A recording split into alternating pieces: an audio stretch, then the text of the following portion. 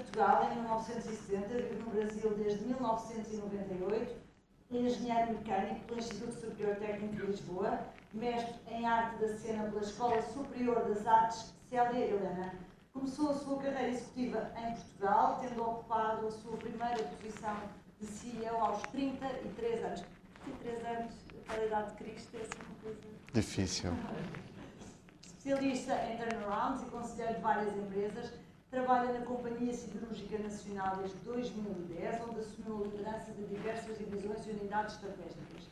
Nuno Saramago, executivo especializado em turnarounds, mergulhou no mundo do teatro e descobriu uma forma de liderar que é mais humana.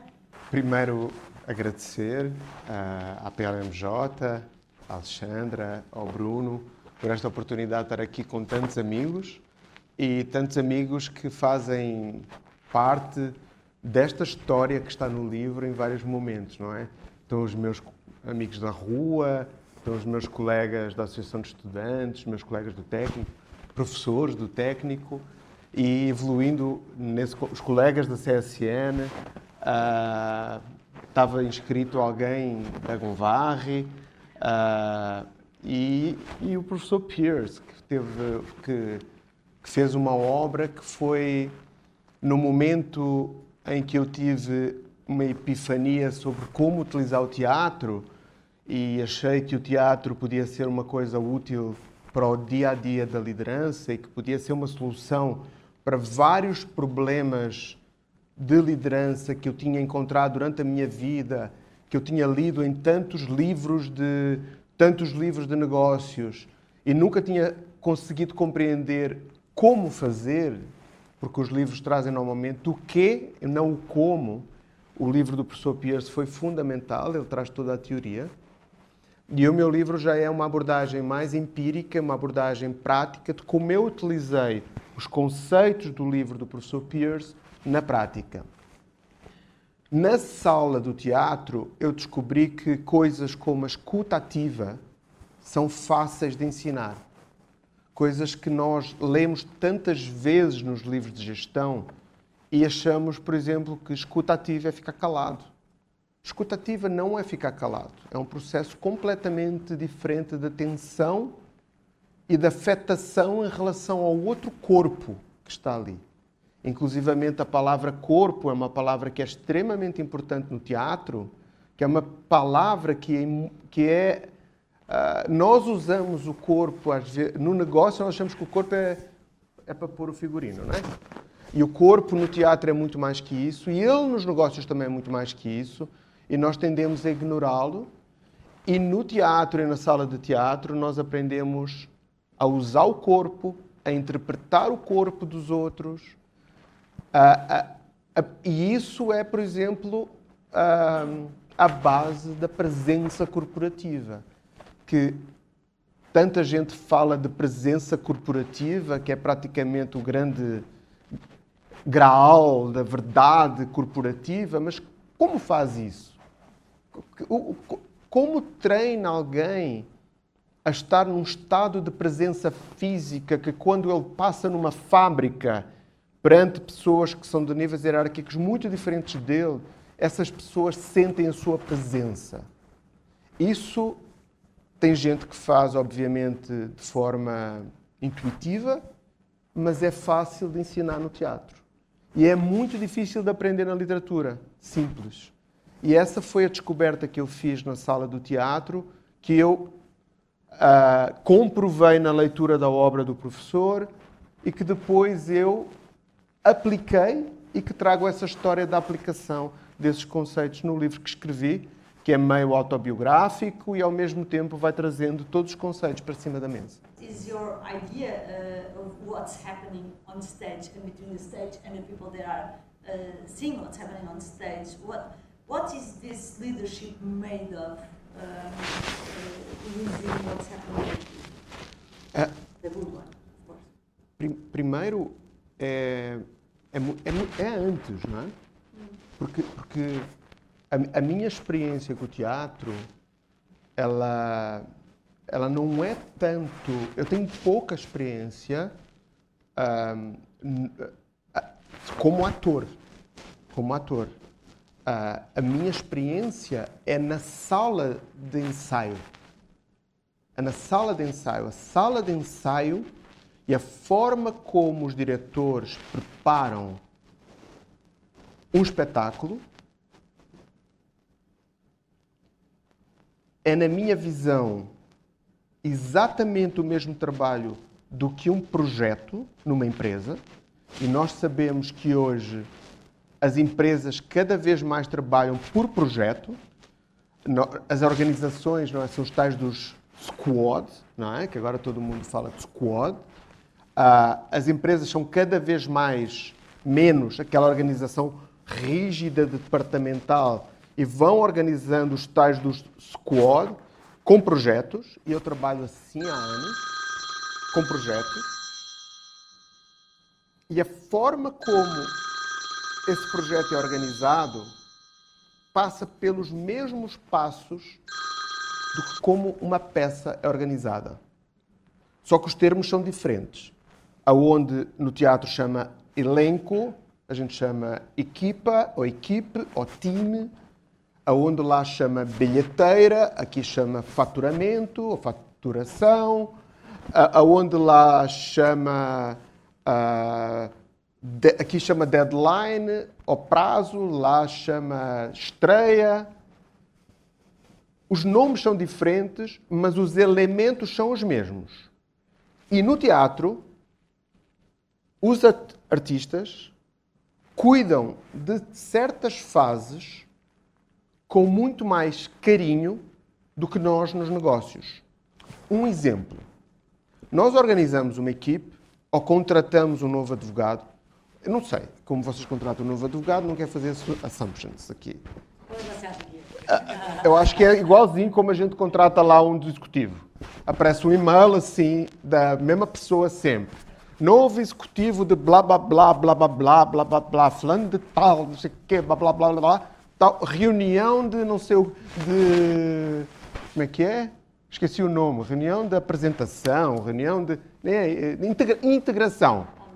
Não, onboard, que é lá chamam reunião de integração. Cada vez que chega a reunião de integração, eu penso, mais um para desintegrar. Bem, mais um para desintegrar. E assim, eu falo com 4 pessoas, falo com os que estão disponíveis, porque normalmente não consegue falar com todo mundo, recebe uma mesa, um laptop e toca a vida. é igual aqui. É igual, não é? Então, eles não fazem isso assim. Eles cuidam muito bem de uma fase que eles chamam, por exemplo, ensemble. E isso é cuidado numa sala, antes de tudo acontecer. Alguns diretores de teatro fazem meses de ensemble. Isso era uma das técnicas de Stanislavski. Em determinada fase de Stanislavski, um grande diretor russo, que foi determinante em todo o teatro que é feito no mundo hoje, em determinada fase, Stanislavski fazia com que os atores ficassem meses fazendo trabalhos de ensemble sem saberem qual era a peça. Qual era a peça? É como contratar um advogado ou um executivo e ter meses essa pessoa num trabalho sem saber qual é a função que ele vai desempenhar. Então, muita gente está pensando aí, isso aí não é eficiente, não é? Isso é custo, não é? Mas o facto é que o carinho e a forma com que eles tratam algumas coisas é o verdadeiro team building que nós falamos na empresa. Nós falamos de um montão de coisas nas empresas, na minha visão, que nós não fazemos ideia do que é. Só falamos. Team building. Vamos sair aí fazendo um dia de paintball. Talvez bastante team building com nós, não é? Então, eu aprendi o que é team building de verdade na Sala Preta do Teatro. E, voltando à Sala Preta do Teatro, essa é outra. Hoje no Brasil, aqui talvez não seja, mas tem grandes corporações que, por causa da história da criatividade, saíram fazendo umas coisas tipo a Sala da Criatividade e tal. Aí a gente entra lá, nunca está lá ninguém. Eu acho que quem for lá vai ser demitido, não é? Mas enfim, mas tem lá a sala da criatividade. O que é a sala da criatividade típica montada por um executivo típico da RH? Tem alguém aqui? Não. Hoje está mais livre. O que é a sala da criatividade? É uma sala de jardim de infância, não é? Sala de jardim de infância, cheia de cores, puffs de cores, prateleiras com livros de cores, chão de cores. Isso não é nada mais diametralmente oposto do conceito de onde se desenvolve a criatividade no teatro. A sala de teatro é uma sala preta, sem espelhos. A black room, without mirror. Porquê que não tem espelho na sala do teatro? A sala do teatro não tem espelho para a pessoa não se prender com ela própria. Não se prender com a imagem externa dela própria, para ela estar focada no seu interior e nos outros. Então é uma sala preta. A verdadeira sala da criatividade, eu falo isso no meu livro, é uma sala preta. Não é uma sala da criatividade cheia de puffs e tal, e tal, e tal, e tal, e tal. Então, nós nas empresas, eu descobri isso, falamos de muitas coisas que eu acho que estão muito erradas. E depois, os céticos acabam tendo razão. Porque tem sempre o cético, não é? Que diz, essa sala da criatividade, isso é um disparate, não é? Porque isso é um disparate. Vamos acabar com isso? Aquele lá fica lá muito tempo, vamos demitir. Mas, na realidade, os céticos têm razão, porque existe um enorme equívoco do que é trabalhar realmente a criatividade. Foi uma serendipidade quando cheguei lá no teatro. Disse, mas como assim? Está tudo aqui. Aqui eles ensinam a escutar. É fazer um curso de stand-up. Nenhum vendedor podia sair para a rua sem um curso de stand-up. É o melhor curso de vendas que pode ter, é um curso de stand-up. O melhor curso que tem para vender stand-up. É bom stand-up. Quem faz bom stand-up vende bem. Ponto. A gente fica dando curso de venda para o cara chegar lá vomitando um discurso, pau panfletário, ninguém mais compra. Então, para mim foi assim... Quer dizer, mudou a minha vida essa descoberta ocasional que eu tive no teatro. A comprovação daquilo que eu descobri sozinho ali veio do livro teórico do professor. E hoje, a gente estava discutindo isso, eu comecei a pesquisar outras coisas e a explicação de tudo isto está na neurociência. O que explica que o teatro funciona e porquê funciona, e porque explica que aqueles exercícios de ensemble funcionam, aquelas brincadeiras de criança, o que explica que a gente os três é amigos para a vida, era porque a gente fazia na rua as mesmas coisas que se faz na sala de teatro. A gente na sala de teatro volta a fazer as amizades que nunca mais conseguiu fazer durante a vida. Porque nós no trabalho não fazemos essas amizades. A gente faz essas amizades na rua, faz essas amizades na universidade, depois é muito difícil voltar a fazer essas amizades no trabalho. Então como é que trouxe isso? É mais difícil, há mais tenso, há coisas que se calhar no teatro não existem de uma forma tão clara, sei lá, uma competição, uma ambição de superar o outro, sei lá, esse tipo de coisas. Portanto, como é que agarra nisso, o que é que eu vou dizer, nessa amizade que realmente é estrutural para uma equipa funcionar, numa ensemble, como dizia, como é que se traz isso para... Discussão de ontem. Nós achamos que todos os jogos são jogos de soma zero e que ganha um perde outro. O teatro é cheio de jogos que não são de soma zero. O teatro é cheio de jogos que ou ganhamos todos ou perdemos todos. E na grande maioria dos casos, nas empresas, no microgrupo da equipe é assim. No microgrupo da empresa é assim. Nós podemos estar competindo com outra equipe ou nós podemos estar competindo com outra empresa. Mas no micro-time da equipe, de verdade, ou ganham todos ou perdem todos. E conseguir construir esse ambiente, dando a vários níveis hierárquicos o sentido de pertencimento e de empoderamento, é uma coisa fácil de falar, extremamente difícil de fazer, e quando eu consegui fazer, fiz porque aprendi no teatro. O sentido de empoderamento que desde a pessoa, a senhora da limpeza, o senhor do jardim, o operário que está na máquina, vai, todas essas pessoas têm um sentido de pertencimento. Não é? Um dos lemas que nós colocámos no turnaround que nós fizemos lá na Prada é você conta. E esse é um lema que não foi inventado por mim.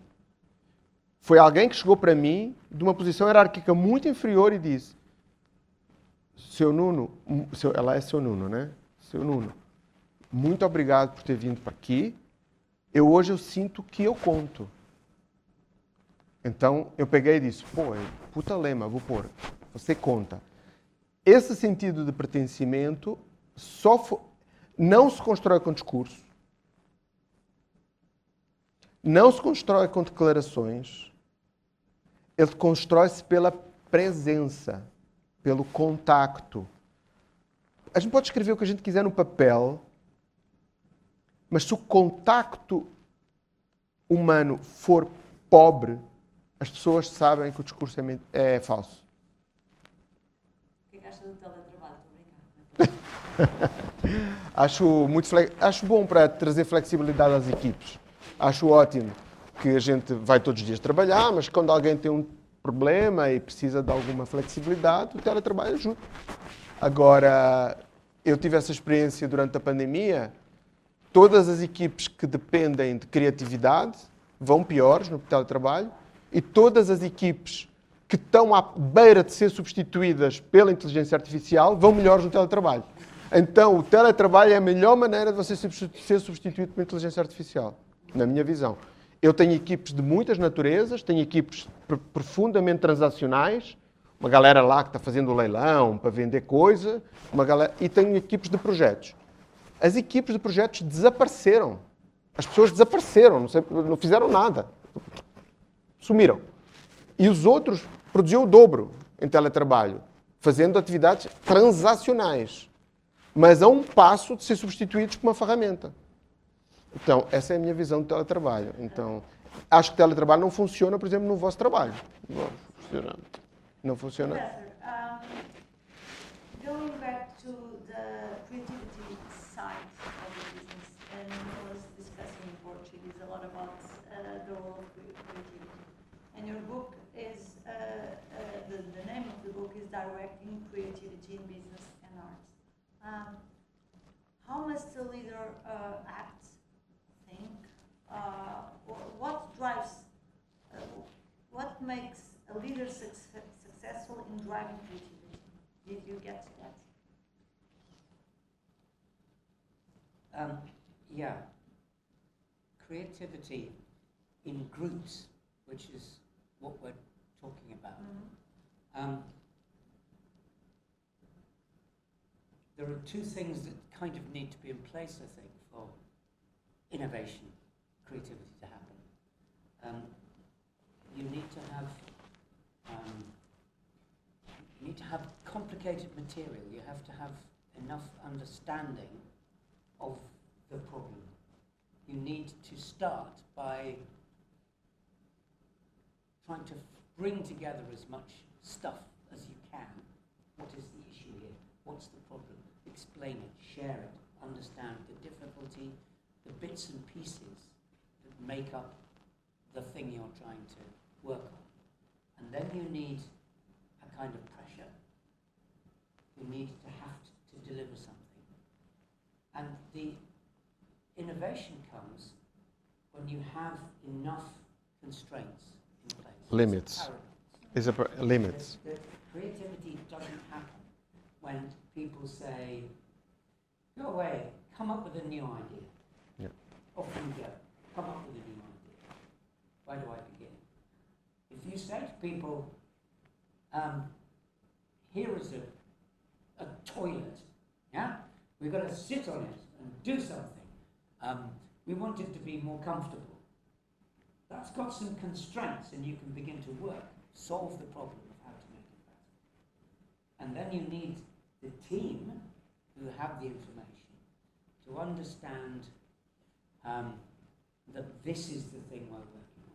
These are the constraints, and one of the director's jobs is to frame the constraints, to describe the constraints. It needs to be like this. It needs to be done by this time. We have this budget. It needs to be, well, that becomes interesting. The director then has the power to shape the constraints, but not the result, not the solution. É libertador. É libertador. É libertador. Esse comentário, ele é libertador. Porque muitas vezes nós temos a ideia que o líder tem a responsabilidade de conseguir quase tudo e confundimos muitas vezes qual é que é realmente o trabalho do líder. O trabalho fundamental do líder é definir os limites. Esse é o trabalho do líder. Esse não é indelegável. Pode ser discutido, mas é indelegável. É o líder que define os limites. E dentro desses limites, a equipe consegue construir a solução criativa. Se o líder não dá os limites e se equivoca e não constrói os limites e acha que é cool e... É uma certa ideia de liberdade associada à criatividade, e estamos aqui a dizer exatamente o contrário. É um paradoxo. É o paradoxo. É um paradoxo. Não tem criatividade. A criatividade, a palavra que eu uso, a frase que eu uso em português é: a criatividade surge contra os limites. Se não tiver limites, não tem criatividade. Ou seja, exemplo, desenvolver a caneta que escreve no espaço. É uma caneta, tem que escrever e no espaço. Tem limites. Aí a criatividade vai surgir. Não é? Faz qualquer coisa aí. Definir os limites dentro dos projetos é fundamentalmente a grande responsabilidade do líder. E a arquitetura dos limites, elas são fundamentais para a qualidade do processo criativo. É paradoxal, mas é assim. E eles compreendem isso melhor que nós. E eles fazem isso muito melhor que nós. Porque eles fazem isso quando eles estão montando uma peça. O trabalho do diretor é fundamentalmente ir talhando os limites da peça.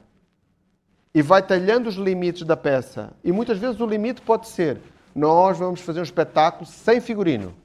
Nós vamos fazer um espetáculo com o palco todo preto. O que é que nós temos de recurso? Então, e é contra esses limites que surge. É um paradoxo, mas é muito bonito. E eu não sabia nada disso. Tirando a discussão da criatividade e passando para o tema da autenticidade, que acho que vamos falar do paradoxo. Authenticity. Vamos falar do paradoxo. Começa com ele. Com ele. Porque nós ontem tivemos 4 horas, 3 horas, só de volta da autenticidade. Só de volta da autenticidade. So the idea, we were mentioning that creativity, we often think it comes hand in hand with freedom, and we just saw the other, paradox, myth, whatever, is authenticity. We are always saying that a good leader has to be authentic. It's like probably the word most linked to leadership is the importance of being authentic. And what we are saying when we are speaking about theater is that you have to be good at acting, you have to be good at representing something that it's probably not you. So how does this work, the authenticity and the acting part? That's a very fundamental and difficult question. Authenticity it's a difficult concept. By authenticity, in leadership literature, a lot of which comes from America,